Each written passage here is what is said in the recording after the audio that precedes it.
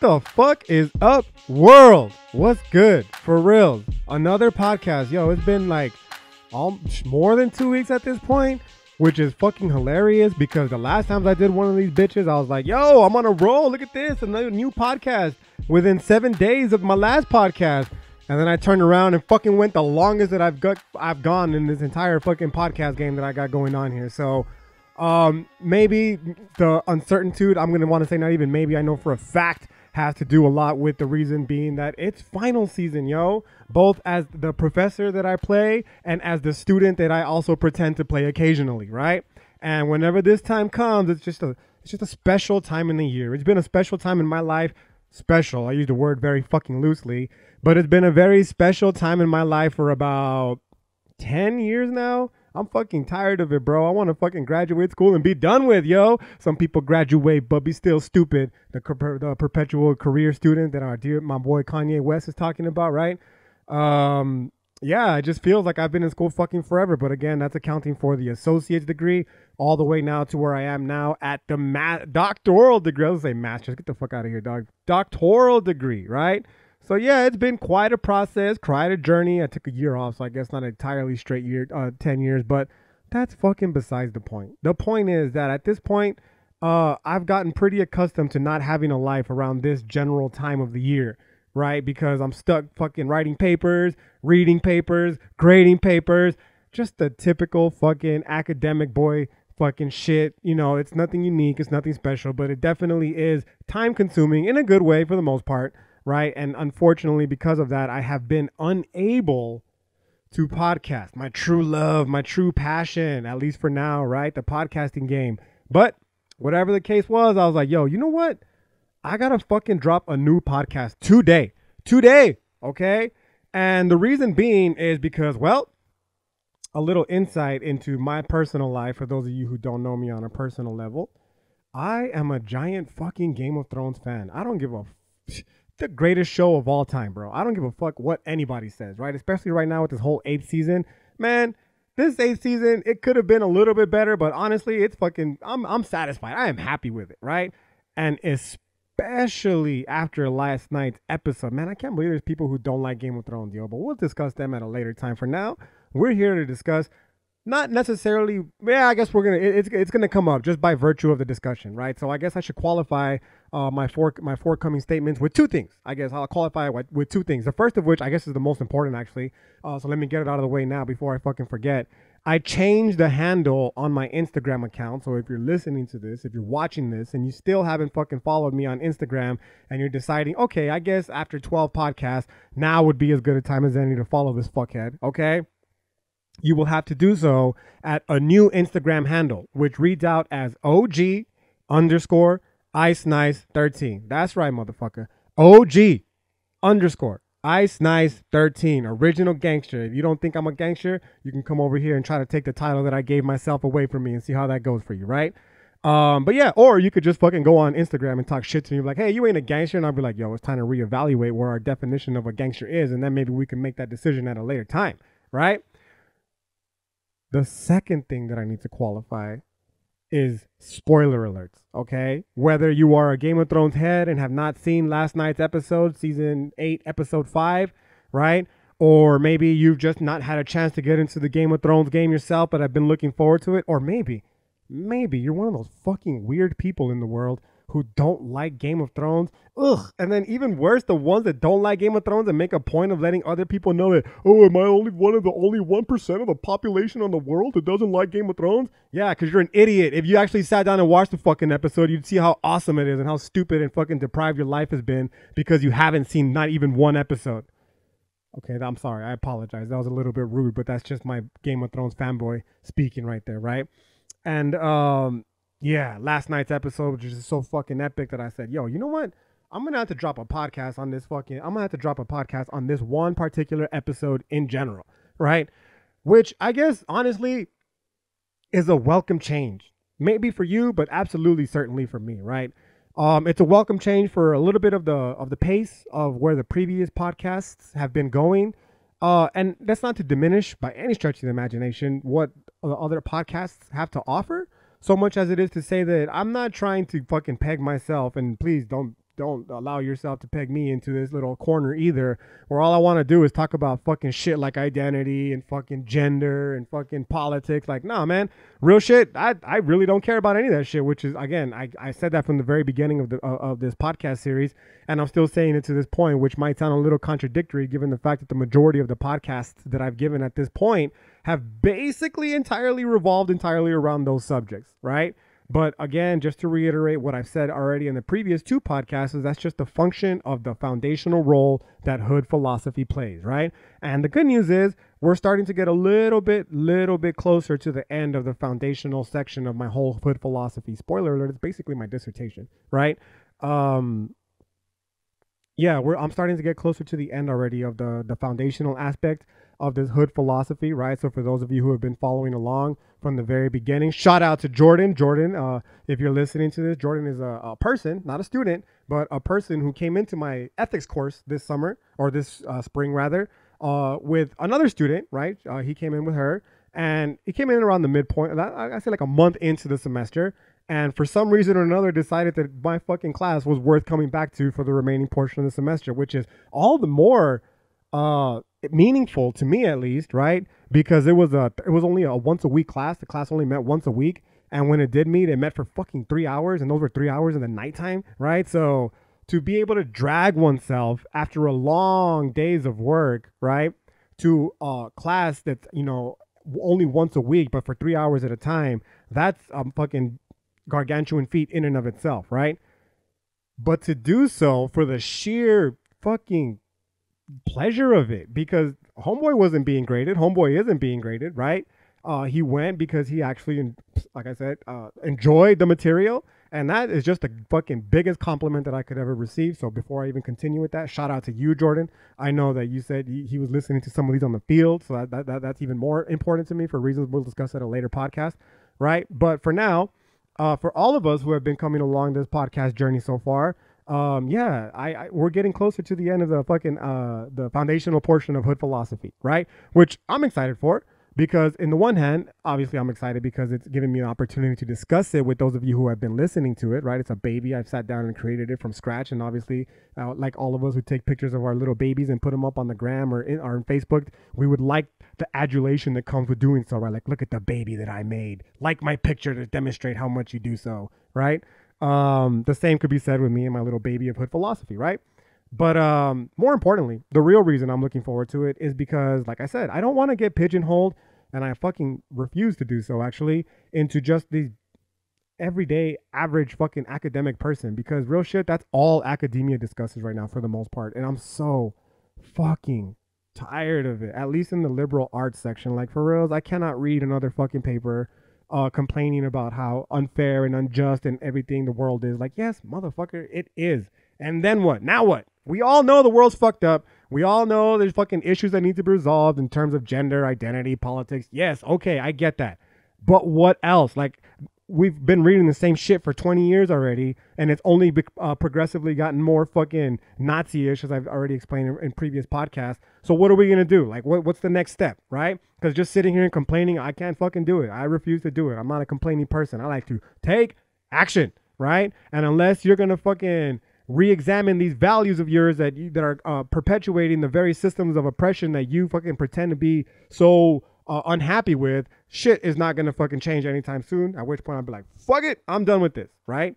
Tangent. The point being is that part of my joy when it comes to philosophy is being able to express and demonstrate how the philosophy that I, live, and the philosophy that I, especially in my classes, but also now definitely with this podcast, share with you all, is a reflection of everyday life. If you were taking my class, if you are taking my class at the moment, right, you'll say, especially now that it's coming time for finals and you have to write your final paper, I'm going to tell you, I need practical examples, right? I need examples of how the philosophy that we've covered applies in a practical way. What does that mean? Show me how what you were learning in this classroom, show me what you read actually fucking exists outside of this classroom. Tell me how it's applying outside, whether it be in your actual everyday life, right? Or whether it be in something as simple and meaningless as seemingly meaningless, right? As a song or a poem or a movie, because that's the most important shit, right?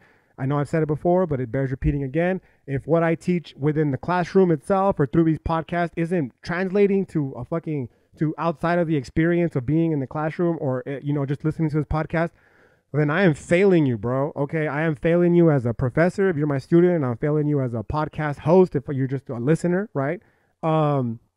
Because my goal is to show you again how what we're learning actually applies in the outside world and thus can actually help change for the better, or maybe even unfortunately for the worse, the outside that world out there that all of us seem to be so fucking upset with, but yet rather most of us seem to enjoy living it, right? And thus this is where the excitement of today's Game of Thrones cast comes into play, right? I love analyzing shit like movies, for instance, and TV shows. Part of my class, and not really much this semester, unfortunately, because I tried a little bit something different. And I wish I would have showed more videos and deconstructed more songs in class. But oh well, I apologize. You can listen to the podcast and you'll pick it up from here, right? Or maybe you could just take a different one of my classes at EPCC that wasn't the one that you already took this semester. Anyways, the point being, I love to deconstruct these kind of shits, right? To demonstrate like all these shows that we love, all these songs that we love, all these movies that we love. I promise you, they're all, especially the really good ones, they're fucking heavily laden with deep fucking philosophy, man. So my pleasure as being someone who is versed in the philosophical tradition is showing others who are not necessarily versed within the philosophical tradition the ways that everything they fucking love about the show they are watching are actually deeply philosophical, right?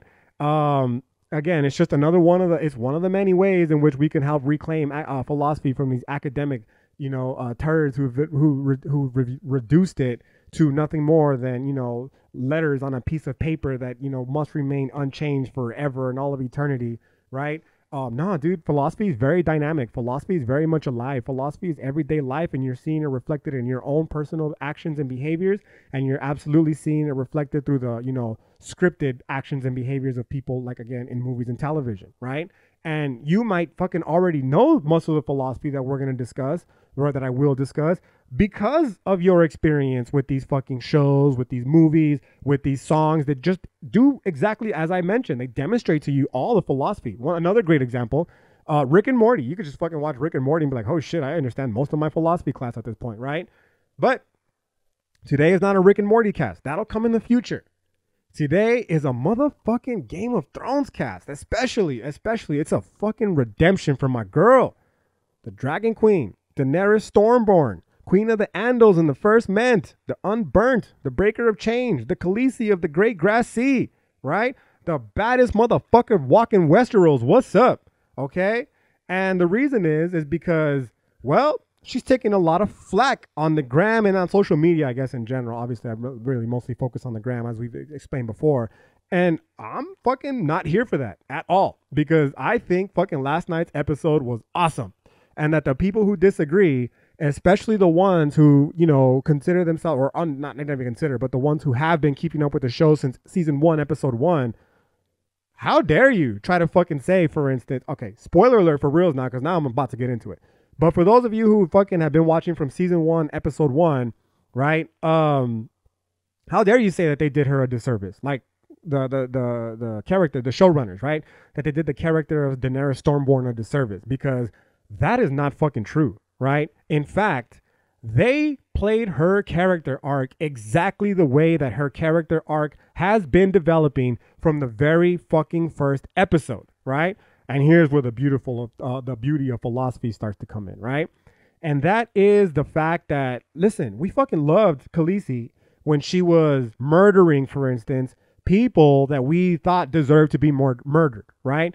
We loved her when she was, enacting virtue and justice on people that we believe had their virtue and justice enacted upon, right?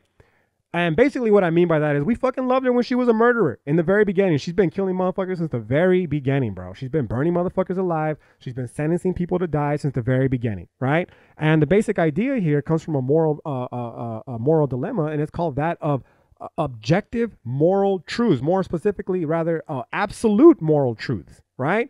So the objective part comes into play when you say that these moral truths that I'm about to highlight for you, they fucking apply to everybody irrespective of what they believe in, right? So an example of this can be fucking gravity. Gravity don't give a motherfuck whether you believe in it or not, right? Gravity don't care what the religion you believe in has to say about it. Gravity don't care what ethnicity you are, what gender you are, what fucking socioeconomic status you come from. Gravity exists to everybody universally, right? And there is nothing that we can do to ever stop that. We can never change. I mean, we can alter it in certain ways, right? Like anti-gravity chambers at NASA and shit, right? But we cannot fucking just turn gravity off as a facet of existence. It's a fundamental facet of existence, at least here on planet Earth, right? My limited understanding of physics will attest to that, okay? And ideally, we would like to say the same about shit like murder. And especially murder, because murder seems to be a very hot button issue. Now, always, forever, it's always going to be a fucking issue because we, as people, are very base level and animalistic still, right? That's the Nietzschean influence from today's podcast coming in. The fucking Nietzschean influence is always there, right? And, in the interest of full disclosure, I didn't even have a chance to spiffy up on my Nietzsche. So a lot of what I'm going to be saying today, even though it's influenced by Nietzsche, is going to be a little bit spotty because, again, obviously, the fucking finals, bro, as I alluded to earlier, right? They're consuming a little bit of my time, but I just fucking had to do this podcast to redeem my girl, the Dragon Queen, right? And the reason being is because, again, these absolute universal ideas, right? We would love to believe that shit like murder is a necessarily bad thing, for example, that murder is bad and no matter what you do or say, there's nothing you can do to change this fact. The same way with gravity, right? Murder, the value that murder is bad because it's just bad and it applies to everybody universally, irrespective of what, whatever identity they associate with or whatever their belief structure says. And in the most ideal world, that would be hunky-dory, right? Murder is bad. And I think for the most part, again, prima facie, at first glance, we can agree that murder is bad, right? But as this show, Game of Thrones, has started to reveal to us, and especially last night's episode, if we just dig a little bit deeper, we'll see just how not bad murder really is, maybe, right? And that's a really difficult thing. It's not difficult. I can say it easily. I'll fucking outright say it, especially since this isn't my class. I won't say it in my class because I don't want to influence I don't want to influence my students in any way, shape, or form, their opinion. But I'll say it on my damn podcast. I don't think life's intrinsically valuable. Prove me otherwise, right? I'll say my life is intrinsically valuable, and I'll say that the life of the people around me is valuable even, right? But once we start to extend past that, I'm like, I really don't know. Right? Because ideally, again, in this ideal hunky-dory world that we wish that we lived in, if life was intrinsically valuable, then that would mean that it'd be protected at any cost because it's a precious resource that cannot be fucking lost, especially in the most seemingly inconsequential ways in which it is lost here today, still all throughout the course of human existence, right? Now, before I continue, please, I can't believe I even qualify this, but just in case, it's not an indictment on my behalf to go out and just become this fucking ravaging, rapacious murderer because I said that I don't think life is intrinsically valuable. It's certainly not what I'm going to go do, right? And it's not, and I'm not going to avoid those actions because I think life is intrinsically valuable per se, so much as because I'm not a fucking sociopath and I don't need anything or anybody to tell me that it's bad to harm other people, right? Pacifist, bro. I mentioned this in previous podcasts, right? But I will say that from a philosophical disposition, I've had no choice but to, I feel almost like I've been pigeonholed. I guess this, it's pretty funny to say because I started by saying I didn't want to be pigeonholed, but I guess in terms of my belief, no, not pigeonholed. It's not the correct word. I've been backed up into a corner, right? I find myself in a corner when it comes to the value of life that I have not been able to escape from still to this day. I apologize for the dead air. It's a little coffee break. Your boy gets a little thirsty talking all this shit, right? But the dilemma that I've been forced into, right? The corner that I've been forced into can be summarized by the following dilemma. Let's say that life is intrinsically valuable. Okay. And that because life is intrinsically valuable, we cannot murder because murder takes away the value. It doesn't take away, but it definitely takes away life. I was going to say the value, right? But it takes away the life of whatever individual. And notice the word individual because we haven't even started talking about fucking animals yet, right? That's what you call the moral community. We'll get there here shortly. But let's say that, because murder is immoral, you cannot murder somebody else because doing so would infringe upon their intrinsic value as a person. And obviously, not only does this fucking happen all the time, like the most heartbreaking example is all these fucking school shootings that are happening right now, right? Let's say that life was intrinsically valuable and the idea you shouldn't murder was a universal truth, the same way that gravity is a universal truth. If this was the case and life is intrinsically valuable and we shouldn't murder, then the second the gunman pulls a trigger on these poor fucking students, right, an invisible shield will overtake them to deflect magically all the bullets that are being shot in their directions, because again, their life is fucking valuable and it must be protected. But obviously we know that's not the case, man. It's not the world that we live in. Yes, of course I would love to live in that kind of world. I'm a person living in this kind of world, right? Such an instance can happen at any moment to anyone at any given time. It's just the nature of being alive. It doesn't matter what fuck generation we're living in. Humans have always killed humans, right? And as much as I didn't wish for that to be the case, that's not going to stop it from happening, right? I can give away all my power and volition to another agency to hope that they can stop it from happening. But even then, the most powerful agencies and institutions that we've established as human beings, like, police, the military, religion, they've not been able to stop it either. In fact, even those institutions are predicated on murder, right? I mean, think about it. Here's a little bit Game of Thrones knowledge for you, right? My boy Bronn deserved better. I guess I will give him that, right? But Bronn deserved his castle. But in episode 4 of season 8, he had a really cool quote that said, how do you think all these powerful families were founded? By a bunch of fancy lads in silky shirts? No, dude, they were founded by gangsters who were willing to do whatever the fuck it took to get into positions of power, right? Gangsters like my dear fucking homie Daenerys Stormborn, right? She's been gangster from episode 1, right? She's been killing motherfuckers since episode 1. What she did last night and burning up the whole village and all the innocent people, it's no different. It's no different, because if murder's an absolute truth, right? There is no distinction between killing a slave master, right? There's no difference between killing a pedophile, a fucking rapist, someone who's committed treason. There's no difference between killing them and between killing innocent people, well, the quote unquote innocent people that were murdered last night in King's Landing, for instance, like the children, the elderly, the women who have no choice but to live in a city that another person wants to conquer, right? It's still murder on both respects. And if murder is a universal bad, then both murders count equally, right? Now, ideally, this is a very difficult proposition to accept. And the reason why is because now what we're basically doing is kind of like a false equivalency. We are equating the life and the value, even, I'll go out to say, of, an innocent woman or child. We'll just stick with child, right? To be as least fucking problematic with it as possible. We'll stick with like the life of an innocent child, right? We're equating the life of an innocent child to that of a rapacious murderer, somebody who's raped and killed people. Okay. Now, me personally, and this is how I'm saying I've gotten up into this corner. It's a very problematic thing to say, especially because of the history of the world that we're living in, right? But as the podcast progresses, I hope I'll do a better job of clarifying exactly where I'm coming from with this. But I'm not willing to say that all lives are equal. I'm sorry, I'm not.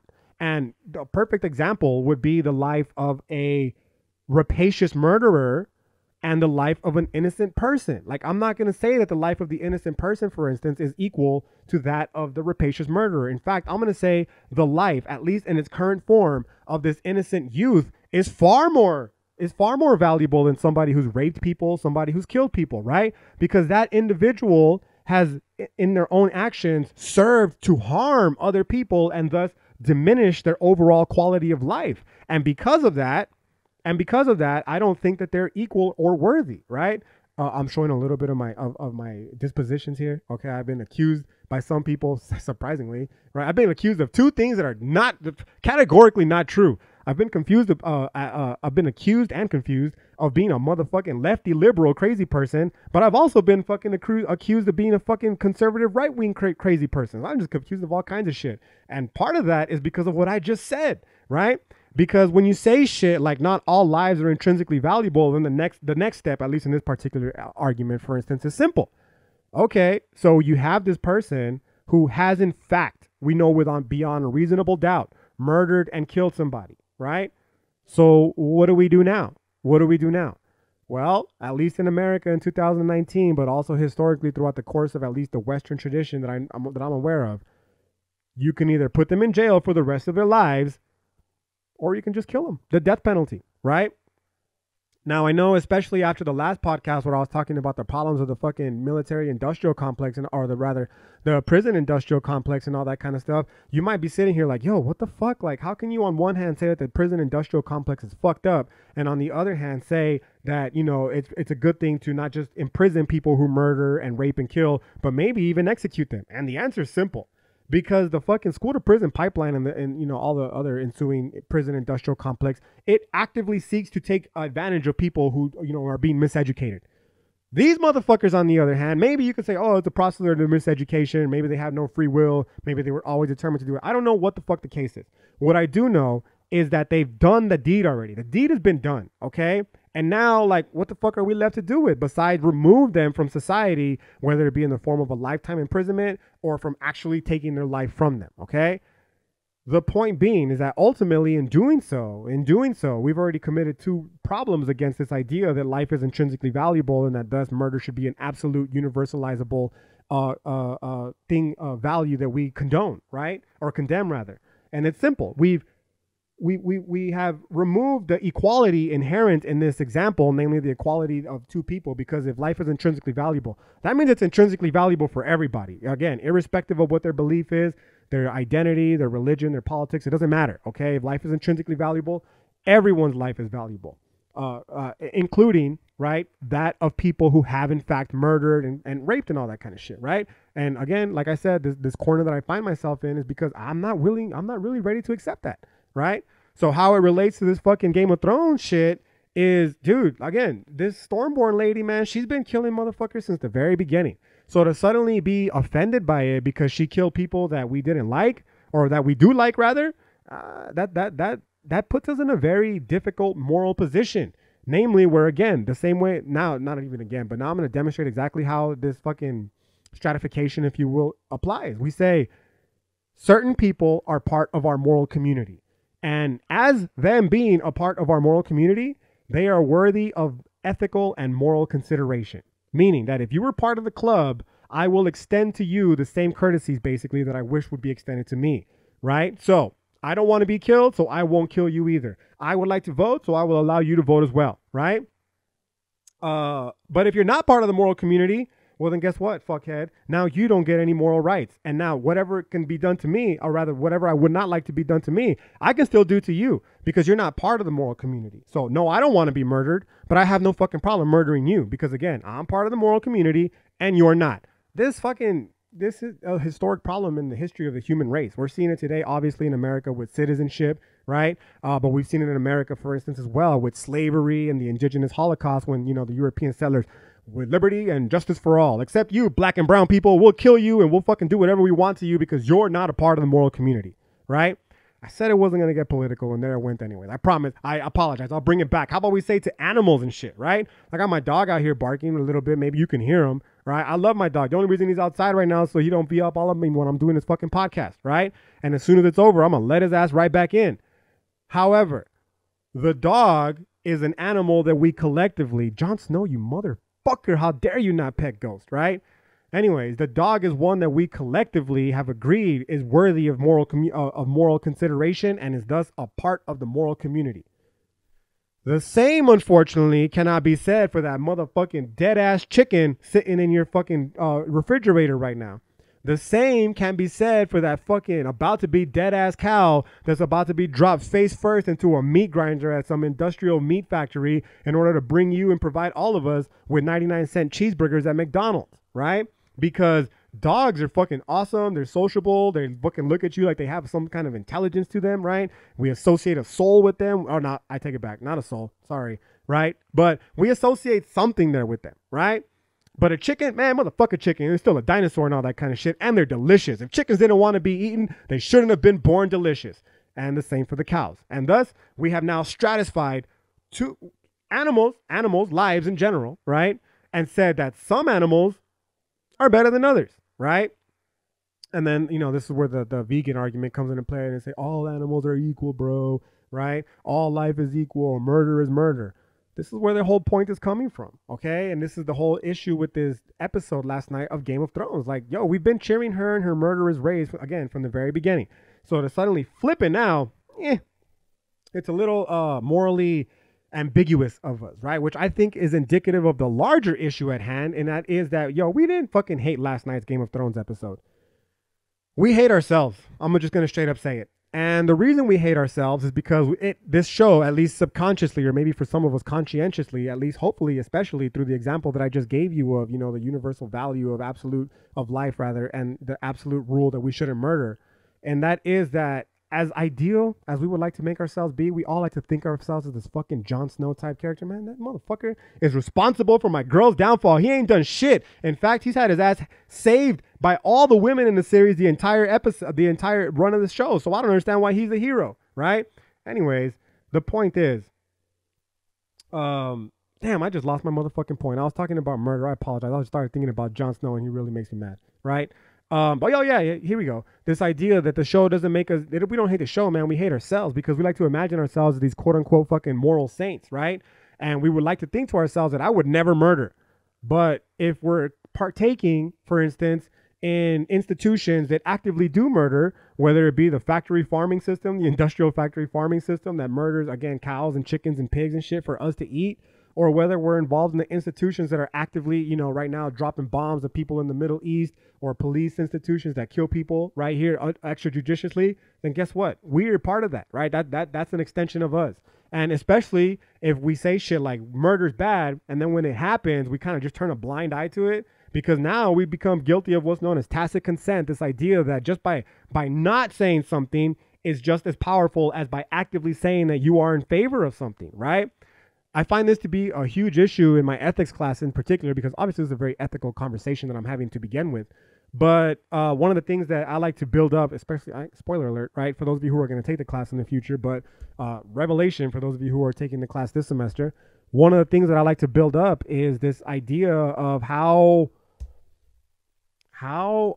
let's use a very correct verbiage here, because it's a very controversial shit I'm about to say here soon.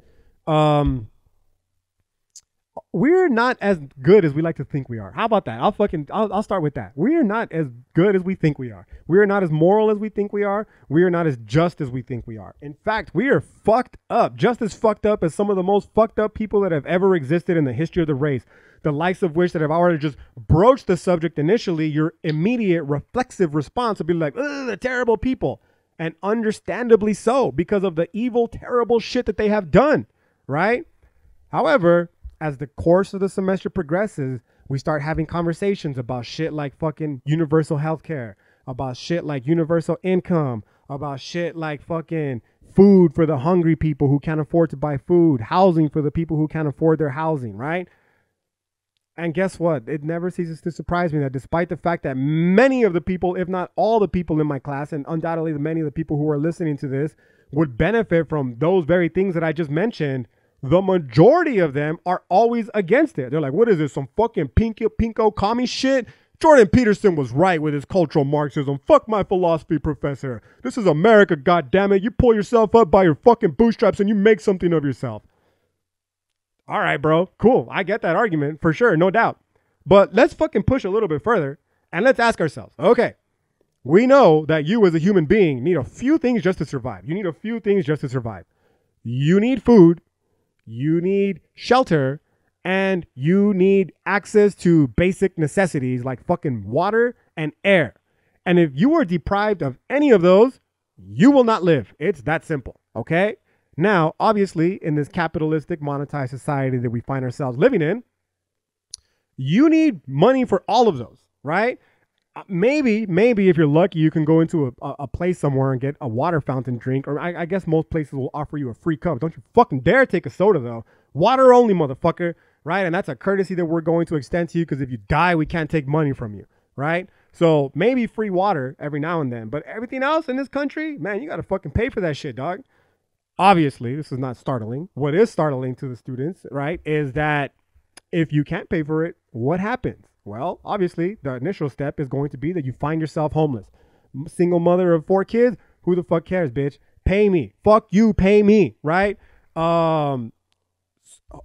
person who fell on hard times because they got hurt and they couldn't afford to go to work. Bitch, I don't give a fuck. Fuck you, pay me, right? The list goes on and on of all the sorts of different examples. And if you can't afford to fucking pay them, they'll take it away from you, at which point you'll find yourself homeless. And when you are homeless, you will be fucking dependent on the well-being and the good, if you will, of other individuals to sustain you in some way, shape, or form. And guess what? If they don't, your ass is about this close from being fucking killed. All right? I'm not going to say dying. I'm going to say killed. Okay? Who are you being killed by? All the motherfuckers who either actively say, fuck you, dog. If you can't afford this shit on your own, too bad. Right? And then the ones who are guilty of tacit consent by not saying anything of it, because ideally in this country as rich as this one, we would be able to help many people. Right?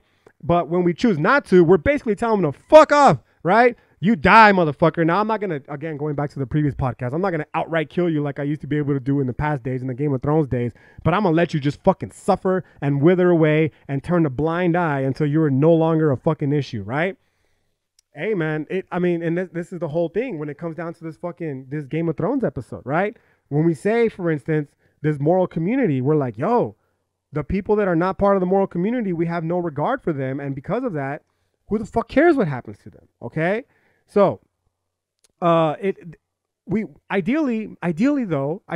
most of us, we don't like to think of ourselves as being someone who would sentence someone to die, for instance. We would like to think of ourselves as an individual who would see the suffering in another and seek to try, at least in some way, shape, or form, to alleviate that suffering in as many ways as possible. But obviously, that's not really the case. And when we realize it, that shit makes us feel mad uncomfortable, right? And this is why I think most people didn't like the episode last night, because it makes them realize, like, yeah, it's easy to talk shit about the Nazis, for example, but how is what we're doing to people who can't afford to feed themselves, for instance, much of a difference? How many people die of hunger? How many people die of starvation? How many people die of not having an adequate place to live, adequate access to water, etc., right? It may not be as fucking quick as, you know, what they were doing in Germany during World War II, but this shit is exponential. This shit has not stopped. It's been going on, right? It's happening still to this day. Someone right now is dying from their lack of resources, their lack of access to resources. And we're kind of just like, man, whatever. Game of Thrones coming on next week, last episode, right? And because of that shit, man, we're just as fucking guilty, right? So we like to, going back to the episode, yeah, she killed a lot of fucking people who could, you know, a lot of seemingly innocent people, the elderly, the women, the children. But guess what? So do we every day by our neglect of them, right? We're neglecting them. So what's any different between, you know, Daenerys Stormborn coming down and fucking raining fire from the sky with fucking a dragon and killing them instantaneously, and us here just sitting down and completely fucking neglecting all the needless death and suffering that's occurring because of the choice of our actions, right? There's no difference. Another part that I feel as though she got a kind of unfair rap in is, this is a little bit of a deviation here, right? It's less I guess it is still a little philosophical, but it's more literary based, right? And the literary aspect comes in the form that we've grown accustomed. We've grown accustomed to happy endings for whatever reason. I would like to think that the reason mainly is going to be because these happy endings help distract us from the real world reality, the likes of which I just explained, right? And we've grown accustomed to very obvious characters, and that whenever these characters fulfill the roles that, you know, this collective conscious archetype that we've established for them, it brings us a somewhat of a joy, because in doing so, this collective consciousness, this archetype schema is correct, right? Then basically what we're doing is we're living vicariously through their actions. So when a hero, you know, conquers the, you know, and saves the day, we somehow vicariously feel as though we were there saving the day, right? So it only stands to reason that in turn, we would not like when the storylines aren't fulfilled. We would not like when the hero doesn't save the day, right? Because when the storyline is not fulfilled, when the hero doesn't save the day, if we're living vicariously through them, if our life has been reduced to that which lives vicariously through the actions of scripted characters, right? Then that means that we failed.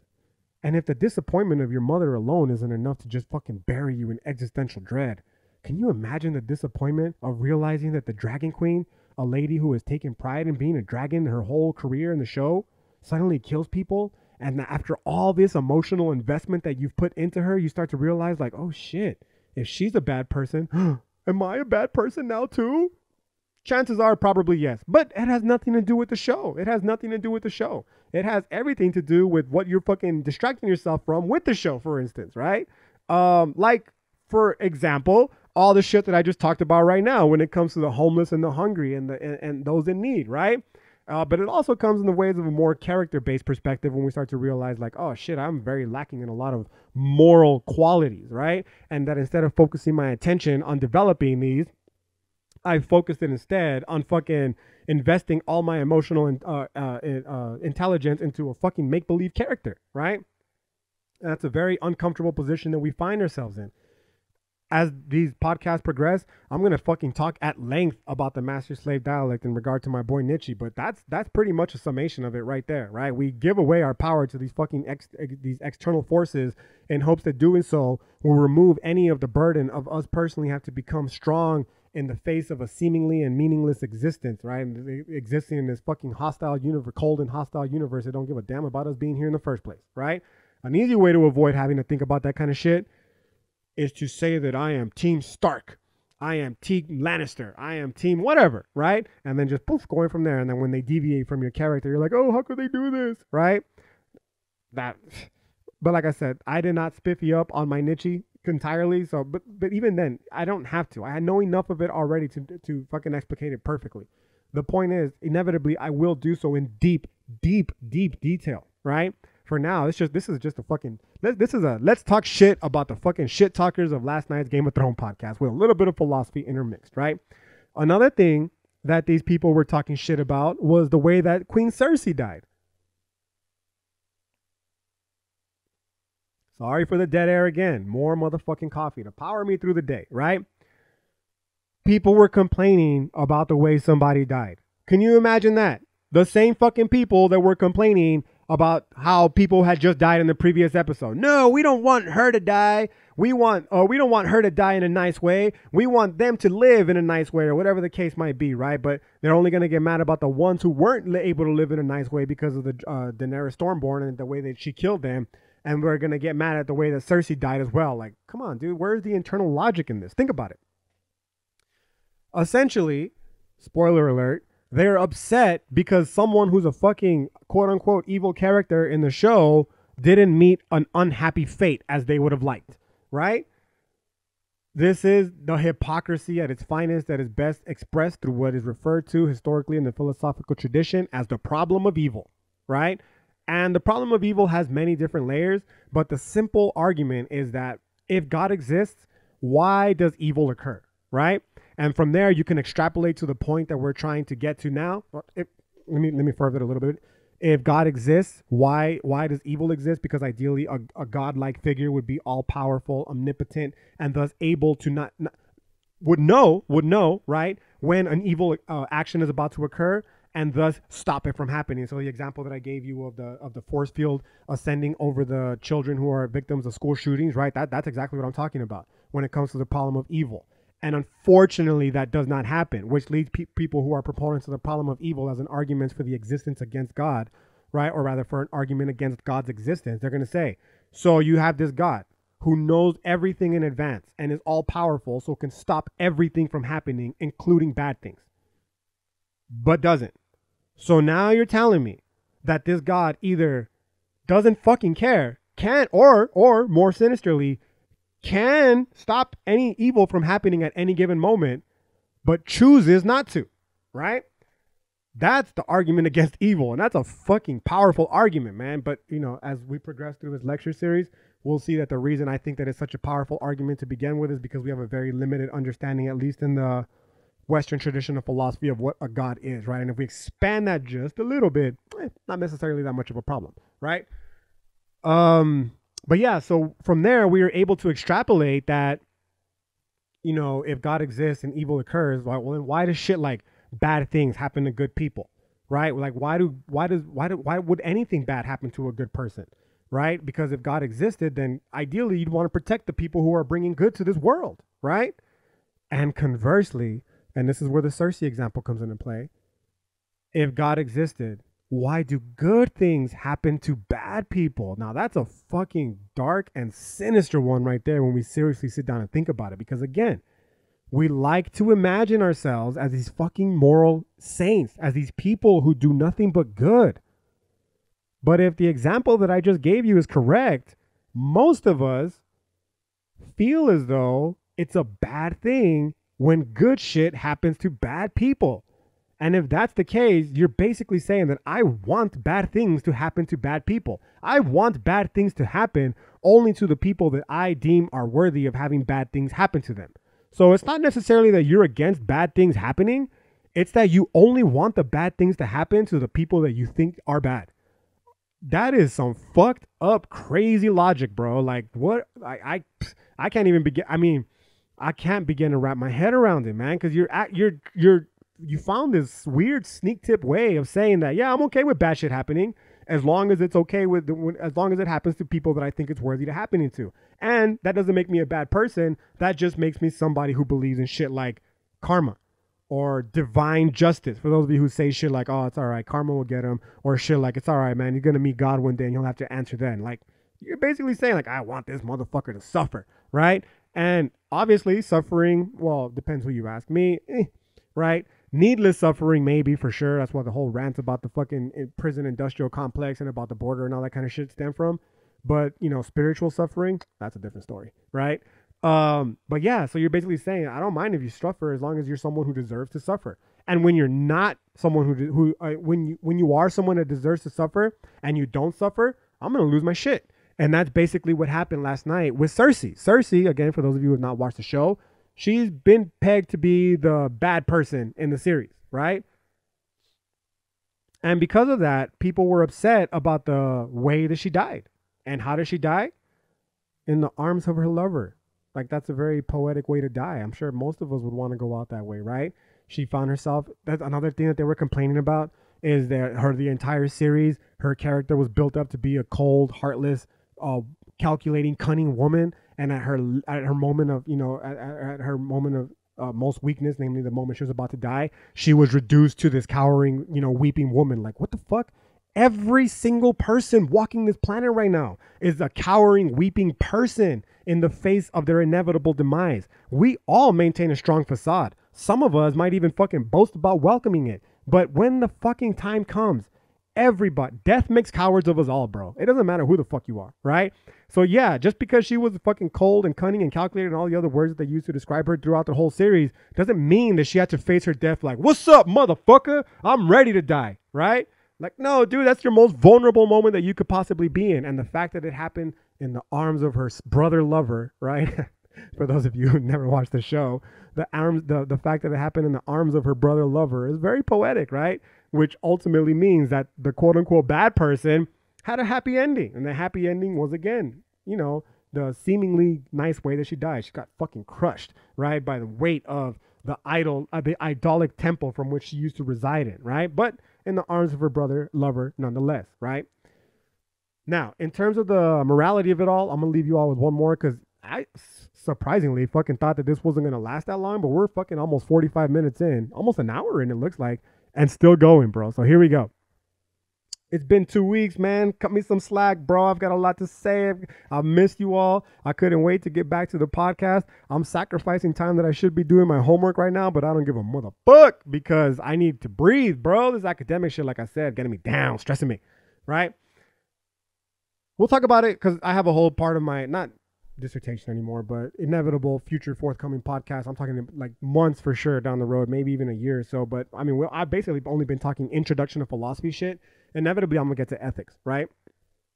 And even though this podcast in general is very ethically oriented, I've not really discussed much of an ethical theory until at least the one I'm about to briefly discuss now. And that is what is regarded as consequentialism.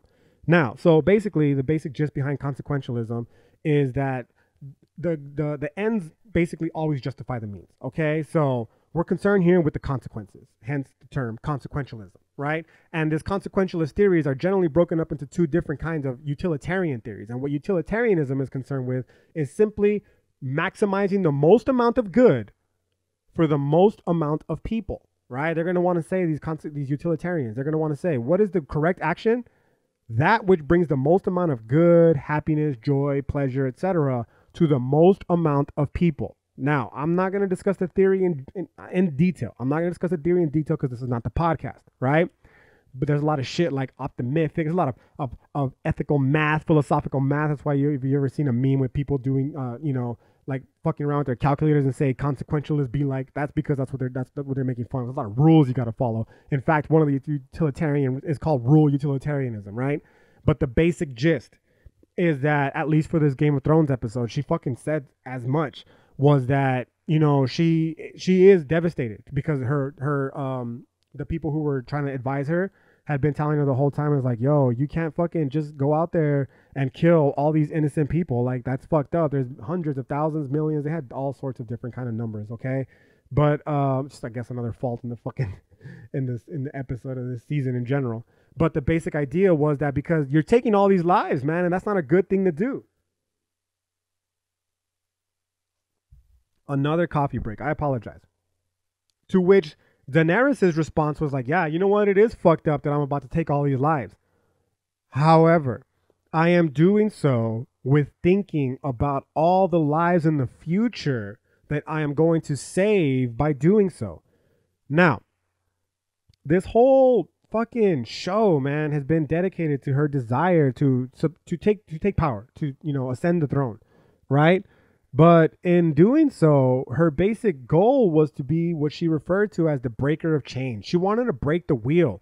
What is the wheel? The wheel of this fucking senseless suffering, and that is caused by shit like fucking slavery and oppression through monarchies and all that kind of stuff, right? She didn't want people to suffer anymore. And she wanted to be the one that broke this wheel. She wanted to end the suffering, the needless suffering that people were experiencing, which is part of the reason why so many people are upset, because they're like, yo, she said she wanted to fucking end suffering, and now she's turned around and caused needless suffering on tens of thousands, hundreds of thousands, millions of people of King's Landing. Like, that's very inconsistent.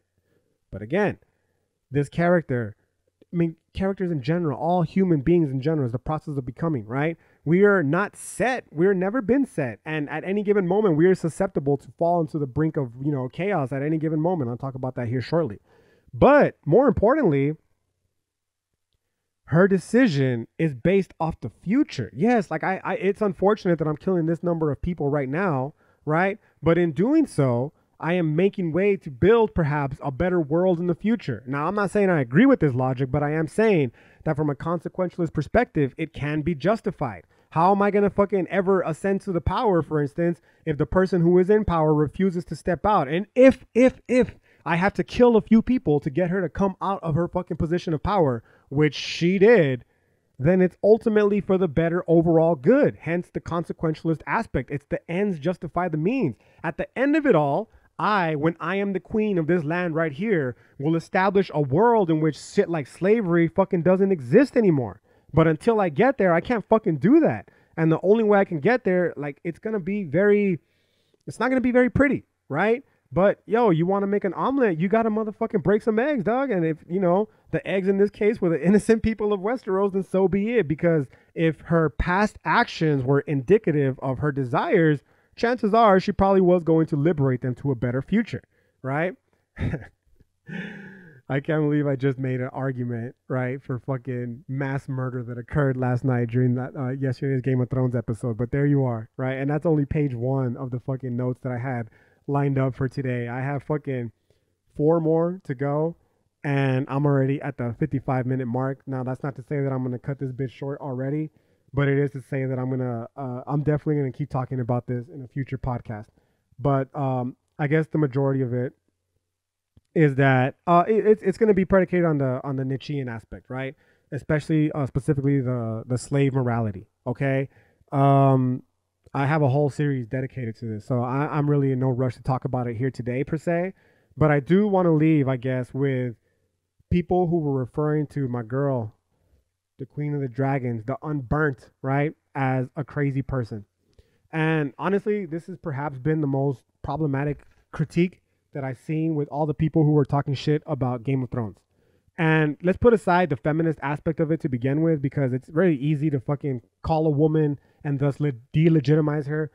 We can just call a woman crazy, right, in hopes to delegitimize her. And that's a very convenient, easy thing to do. And I think that's part of what these critiques are what they're doing, right? But more importantly, I want to discuss it in a term of the role that madness plays in the creation of beauty.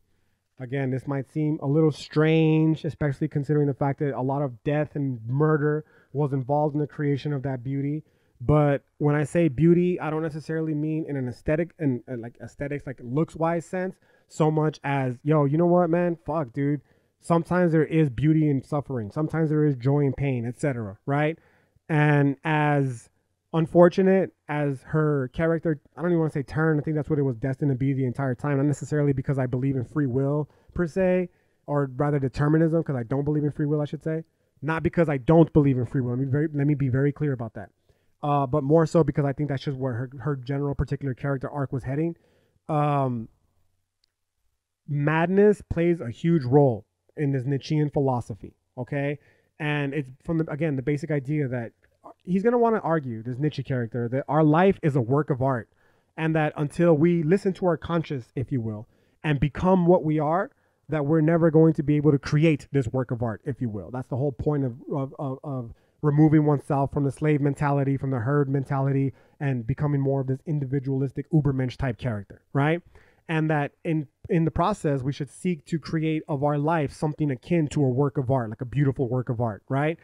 So in this particular instance of the Daenerys circumstance from last night, it wasn't the murder that I found beautiful, but so much as her becoming what it was that she was destined to fucking be the entire time. Olenna Tyrell had it right, yo. You're a dragon. Be a fucking dragon.